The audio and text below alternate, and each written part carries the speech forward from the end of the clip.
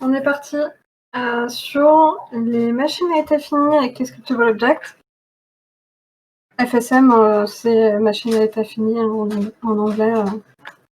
Et du coup, ça va nous servir à créer des petites IA toutes bêtes, génériques, qu'on va pouvoir réutiliser un petit peu au fil des projets pour faire tout un tas de petits trucs, des petits ennemis, des petits PNJ qui se baladent, ce genre de choses. Donc, pour ceux qui me connaîtraient pas encore, moi je suis Marie Legrand, je suis game designer et game developer à Naturalpad. J'ai monté mon studio qui s'appelle Mad Pumpkins. Je suis également formatrice Unity à Human Coders et je suis la présidente de l'asso. Donc voilà. Et en parallèle, je donne des conférences sur le Discord de Pushta. Ok, on va déjà démarrer par les machines à état fini sur le concept un peu mathématique. Donc, comme je le disais plus tôt dans la journée, là-dessus, c'est commun avec tous les moteurs de jeu, tous les langages. Ensuite, il faut trouver comment l'appliquer si on n'utilise pas Unity, mais globalement, c'est un concept mathématique au départ qu'on va utiliser et qui est assez simple quand on a des exemples. On va commencer par ce qui est une IA entre guillemets de jeu vidéo. Donc c'est loin d'être la fameuse IA qui apprend toute seule avec des jeux de données et qui va renverser le monde et nous réduire à l'esclavage. Clairement non, c'est ce qui conditionne nos petits bonhommes qui marchent sur la route, qui font leur marché, qui discutent entre eux, des petits PNJ. C'est ce qui fait que quand on fait un combat avec un PNJ, il peut se défendre au moment où il voit qu'on va lancer une attaque. C'est voilà, des petites réactions à ce que l'on fait. Hein. Quand on fonce dans un PNJ et qu'il s'insurge et que finalement il reprend sa vie d'avant, ben, c'est ça. C'est globalement ça qu'on va aborder. Ensuite, la machine à état fini. Donc simplement un ensemble d'états dans lequel notre PNJ va pouvoir être. Typiquement, le fait d'être assis, le fait d'être debout, le fait d'être en train de marcher, de manger quelque chose, etc. Ce sont des états. Et dans une machine à état fini, on ne peut y avoir qu'un seul état courant. Donc, c'est soit on est assis, soit on est en train de marcher, soit on est en train de manger. Ensuite, il y a un ensemble de règles qui régissent les transitions, c'est-à-dire on va donner les clés à notre machine à état pour qu'elle sache quoi faire à la fin d'un état. Voilà, j'étais dans l'état manger, j'ai fini de manger, qu'est-ce que je fais ensuite? Nous, en tant que développeurs, on va lui fournir les règles qui vont lui permettre de prendre la décision de ce qu'il va faire ensuite. Et donc une action à effectuer dans un état, c'est par exemple, au moment où j'entre dans l'état à manger, je vais lancer l'animation pour manger, je vais peut-être changer une variable de faim, tout un ensemble d'instructions qui vont correspondre à ce qui se passe dans cet état-là, mais ça peut très bien être un déplacement, ça peut être un changement de couleur. C'est assez libre en fait. Donc oui, c'est un enchaînement ordonné d'actions et de décisions. Je sais pas comment le dire mieux. Et ce modèle mathématique-là, on va vouloir l'appliquer à une IA de jeu et on va devoir s'éloigner un petit peu du concept et regarder dans le concret. Qu'est-ce que ça veut dire penser sa machine à état fini? Et donc, je vous présente Patrick. Je vous l'avais teasé un petit peu celui-là. Patrick, dans la vie, il est PNJ et il sait faire 4 trucs parce que bon, il est en confinement, sa vie elle est pas super passionnante. Donc, ce qu'il sait faire, c'est préparer son petit déjeuner, manger, travailler, regarder Netflix. Mais sa journée commence au moment où il se réveille et elle se termine au moment où il se couche. Donc, avec tout ça, avec toutes ces informations-là, tout ce qui est en gras, ça va représenter des états dans lesquels Patrick peut être. On sait qu'il commence par un réveil, qu'il finit par dormir, qu'à un moment donné, il peut être en train de préparer un petit déjeuner, qu'à un moment donné, il peut être en train de manger, de travailler ou de regarder Netflix. Donc voilà, on a représenté des petites bulles pour nos petits états. Et c'est bien, mais on sait déjà que par où il commence et où est-ce qu'il va finir. Maintenant, ce qu'on veut savoir, c'est comment est-ce qu'on va définir ces règles pour passer d'une action à l'autre. Donc déjà ici, on arrive au réveil. Une fois qu'on est au réveil, la question qu'on va se poser, c'est dans quelles conditions je vais pouvoir passer, quels seront les états qui vont pouvoir suivre un réveil. Par exemple, je peux pas directement me réveiller et aller dormir. Je peux pas spécialement me réveiller et manger directement parce que si c'est le matin et que je veux manger, il va falloir que je fasse le petit déjeuner. Donc si Patrick il a faim, il va faire son petit déj. S'il n'a pas faim, il se met au travail. Ça, c'est assez simple parce que pour l'instant, on n'a que 2 possibilités. Et ça va être régi par une variable de Patrick, savoir s'il a faim ou pas. Hop. Donc ces flèches-là, ce sont les transitions qui vont définir dans quelles conditions on passe à l'état suivant. Et en réalité, là, il y a a faim et n'a pas faim, mais en fait, c'est a faim et c'est l'état par défaut, en fait. Donc on va en premier lieu checker que n'y ait pas d'état particulier qui serait dicté par des variables. Je me perds dans ma phrase, désolée. Qu'il n'y ait pas une transition décisive du type a faim. Et ensuite, par défaut, en fait, s'il n'a pas faim, il va travailler. Disons qu'il avait faim et qu'il va faire son petit déjeuner. Donc il est là, en train de faire son petit déj. Il vient de finir. Qu'est-ce qui se passe? Ah, mes amis, je pense que tu peux... Tu vois pas le live? Non, en fait, quand je suis sur l'ordinateur, je vois pas ta vidéo. Tu vois, toute la grille, mais je vois pas ta vidéo. Quand je me mets sur le téléphone, je vois en effet ton écran, mais ça me déconnecte du PC, donc j'ai plus le son. Oui, il n'y a que mon écran, il n'y a pas mon... Ouais, c'est-à-dire que sur mon téléphone, j'arrive à voir ton écran, mais quand je suis sur mon ordinateur, j'arrive pas à voir ton écran. Ah mince. Et je peux pas faire les deux à la fois, donc c'est un peu dommage. Ouais, je sais pas trop. Je vais redémarrer Discord sur mon PC, je vais voir si ça vient de ça. Ça marche.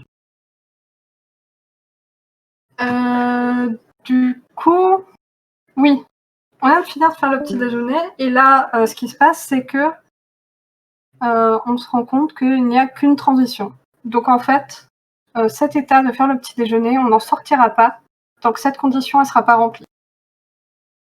Donc ça, c'est encore un autre type de situation, c'est-à-dire que là, on avait une transition prioritaire, entre guillemets, où s'il a faim, on lui fait faire son petit déjeuner, sinon, il va travailler.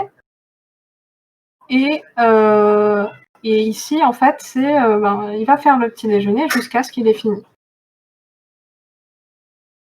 On peut voir ça un petit peu comme comme on aurait pu le programmer naïvement avec des if et des else.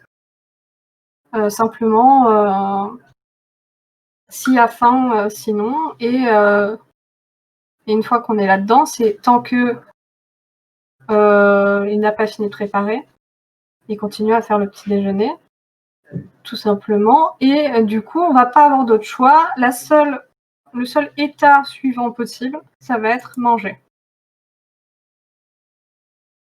Et ensuite, manger, on va avoir 3 états possibles qui vont pouvoir suivre. Soit après manger, on est super fatigué, on a envie de dormir. Bon, on va dormir. Ça va être un des états prioritaires. Ensuite, si le travail n'est pas terminé, on va retourner travailler. Et ensuite, par défaut, si on n'est pas fatigué et que notre travail est terminé, on va regarder Netflix. Enfin, pas nous, Patrick. Du coup, ensuite, on peut très bien choisir d'ordonner nos priorités. Typiquement, dire que si le travail est non terminé, on va automatiquement travailler même si on est fatigué. Ou inversement. Donc voilà. Et ensuite, disons qu'on n'avait pas terminé notre travail, on est allé travailler. Donc l'état de travailler, on peut y être allé soit après le réveil parce qu'on n'avait pas faim, soit après avoir mangé parce qu'on n'avait pas terminé. Et on en sort dans deux cas. Soit s'il est midi ou 19h parce que on veut retourner manger, soit parce qu'on a terminé son travail. Mais on peut très bien, du coup, dans ce modèle-là, s'arrêter de travailler parce qu'il est midi, aller manger, retourner travailler, parce que le travail n'est pas terminé.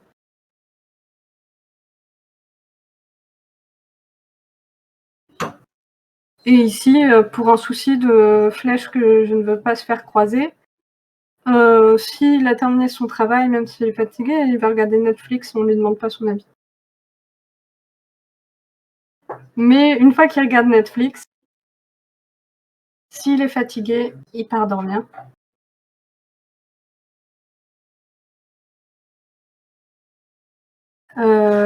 Et du coup, il aura terminé sa journée.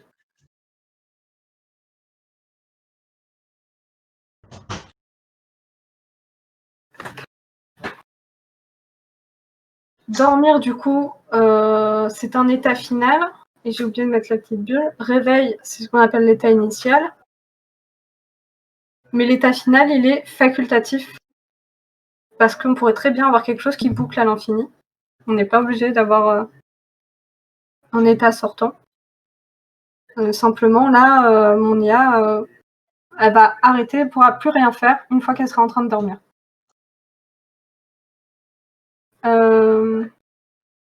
L'état initial, par contre, il est obligatoire, parce que ça va être le premier état de notre machine qui va nous permettre de savoir vers quoi on peut s'orienter ensuite. Donc je ne sais pas s'il y avait déjà des questions sur le concept de la machine à état.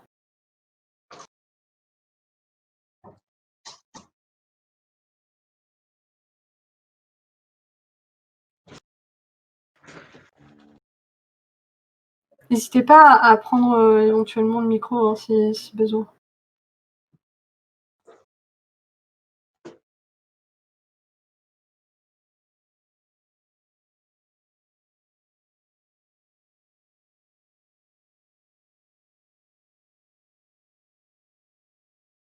Donc on est bon?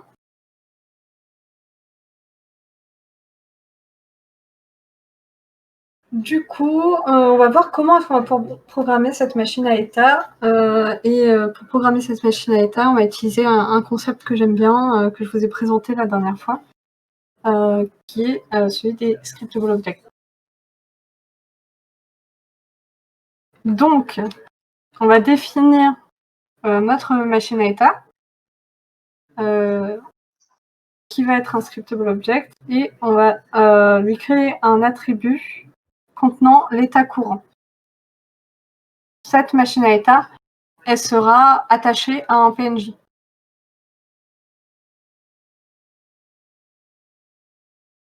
Un état, ensuite, ce qu'on va pouvoir faire, c'est définir la règle de base pour tous les états, donc une classe abstraite qui dérive de scriptable object, qui va contenir une liste de conditions.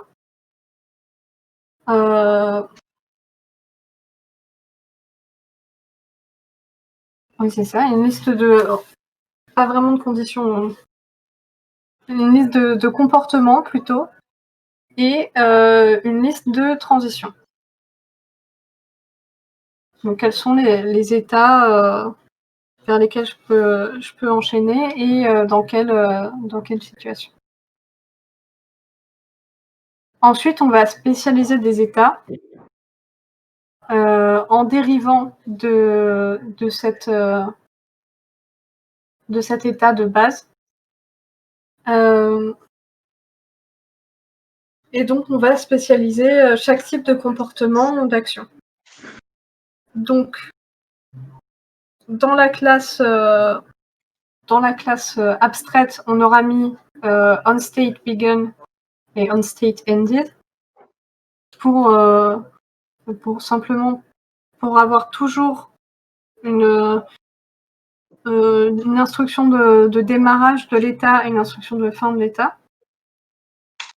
Et on peut très bien rajouter au besoin dans la classe abstraite des fonctions qui seront communes à tous. Typiquement, même si il s'agit d'un scriptable object, on peut très bien rajouter un update. On peut ajouter des onCollisionHunter, onTriggerHunter qui seront appelés par le PNJ. En fait, on va simuler ce genre de choses pour que l'état réagisse à des événements qui normalement sont propres au monobehavior.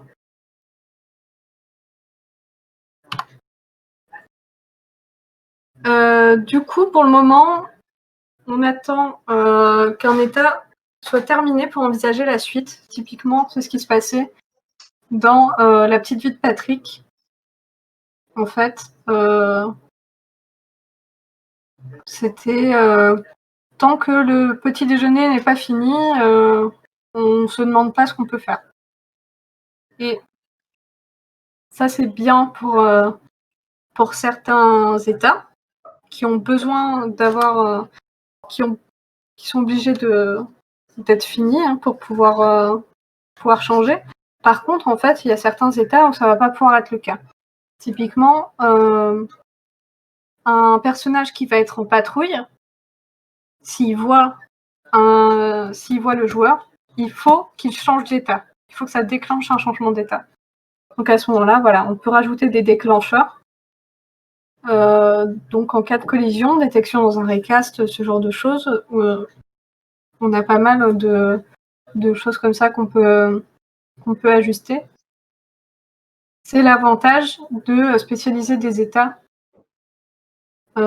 et ça rend le code beaucoup plus propre que de tout mettre dans un seul script. Du coup, petit exemple, on définit un petit parcours, une petite IA pour nos ennemis. Et donc, on veut d'abord qu'il soit statique, donc qu'il soit en idle. Et puis, au bout d'un tour aléatoire, il va se mettre à patrouiller. Sauf que pendant qu'il patrouille, si le joueur entre dans son champ de vision, je veux qu'il soit sur ses gardes, il soit en position suspicieuse, et que si le joueur reste quelques secondes dans le champ, il doit le poursuivre en tirant. Donc, on commence par créer un script pour chaque état. Donc là, on a défini. C'est un petit peu comme on pouvait le faire en cours de maths avec cet énoncé-là. On définit les différents états, donc qui correspondent à statique, patrouiller. J'ai oublié de mettre méfiance et poursuivre. Donc on va les appeler idle state, patrol state, suspicious state et chasing state. Donc on ajoute à notre état de base la fonction onCollisionEnter parce qu'on veut détecter l'entrée dans le champ de vision et que ça va avoir une importance sur toutes les autres transitions. Donc voilà, donc on a onCollisionEnter et onCollisionExit parce qu'on veut aussi vérifier si le joueur n'est pas sorti du champ de vision avant que la course-poursuite démarre. Et ensuite, on implémente chacun des états en définissant les conditions dans lesquelles on passe dans les états suivants et les changements d'animation, les déclenchements de musique, les déplacements, potentiellement s'il est en train de tirer, ce genre de choses.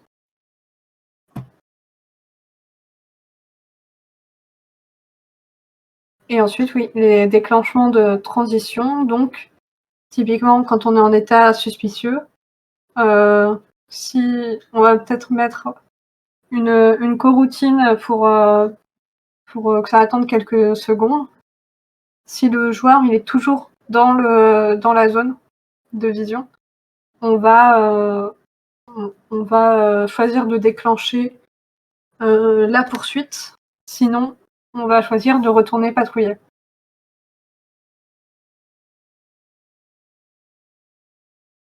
Donc, est-ce que vous avez des questions ?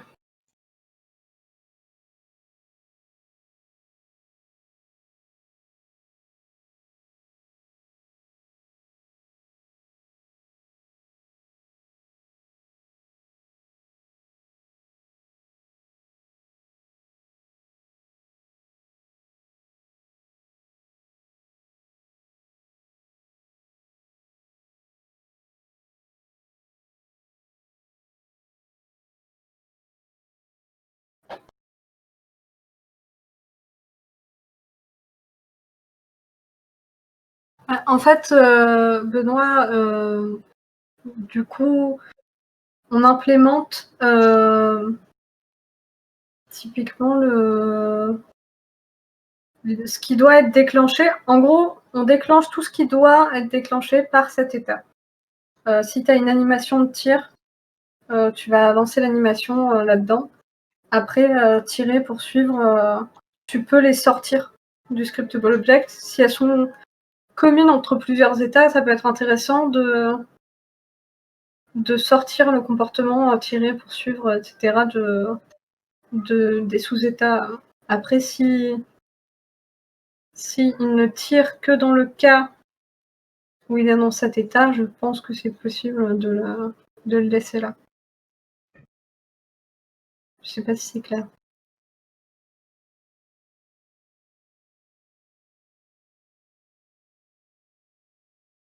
Bon.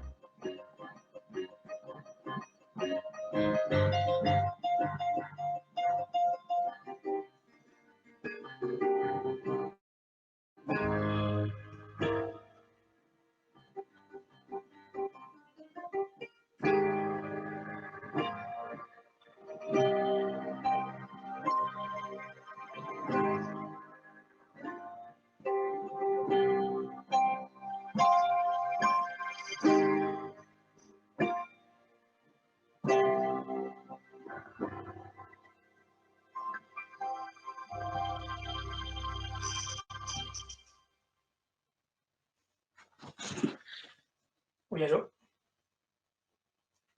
Oh,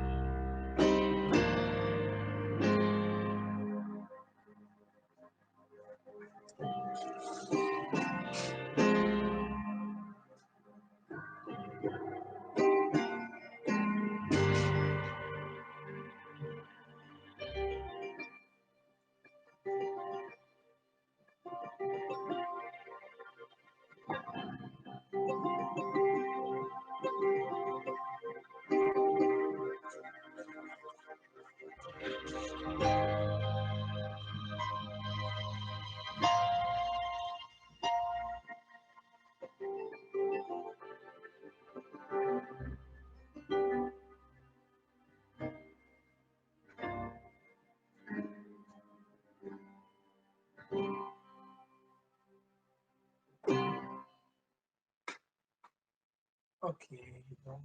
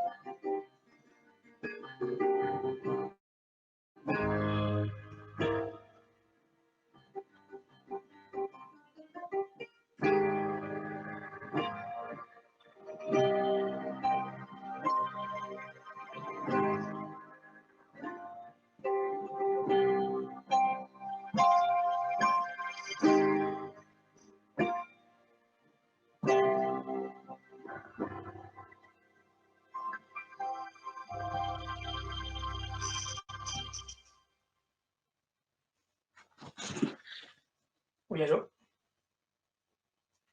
Oh,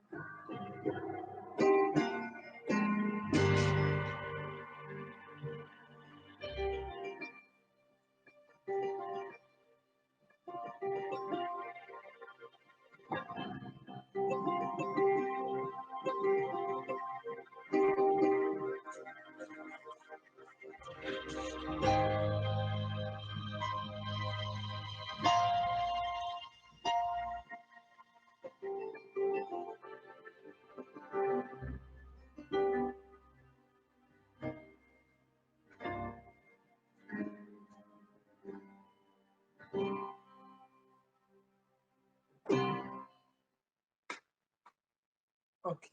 Donc,